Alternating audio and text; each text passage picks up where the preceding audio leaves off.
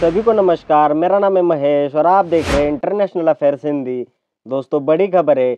America और Saudi अरब ने एक मेगा समझौते पर हस्ताक्षर किए हैं जिसने मध्य पूर्व की राजनीति हिला दी है।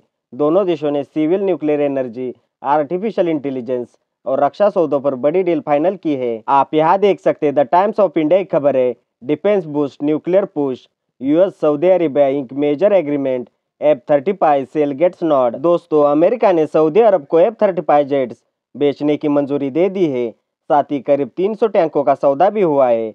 इस डील के तहत सऊदी को अमेरिकी एयर टेक्नोलॉजी तक एक्सेस मिलेगी। साथ ही साथ न्यूक्लियर कोऑपरेशन समझौता आने वाले दशकों तक अरबों डॉलर की साझेदारी मजबूत करेगा।